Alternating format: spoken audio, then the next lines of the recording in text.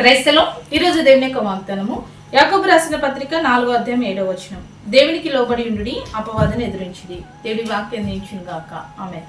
అవునండి, దేవుని యొక్క వాక్యం సెలవిస్తుంది, దేవుడి బిడ్డలమైన మనము దేవునికి లోబడి అపవాదిని ఎదిరించాలంట. చాలాసార్లు మనము అపవాది చేత శ్రమల పాలవుతున్నప్పుడు, అపవాది చేత శోధింపబడుతున్నప్పుడు అపవాదిని ఎదిరిస్తామండి.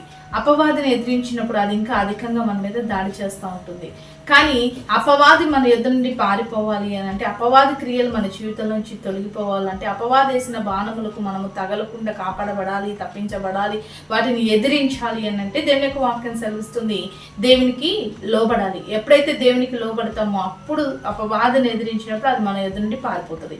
దేవునికి లోబడకుండా అపవాదిని కనుక నీవు ఎదిరించినట్లయితే అపవాది నీ మీద ఇంకా అధికమైన శ్రమలు మోపుతూ ఉంటుంది.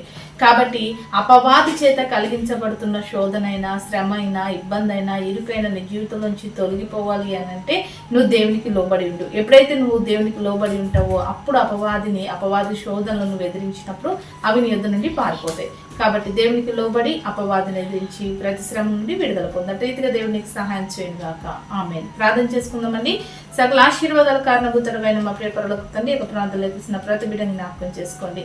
అపవాదిని ఎదిరించడానికన్నా ముందు నీకు లోబడి అపవాదిని ఎదిరించి వాటిని అంతటిని లయపరిచే కృప ప్రతి ఒక్కరికి దయచేయమని యేసు నామములో ప్రార్థిస్తున్నాం తండ్రి. ఆమేన్.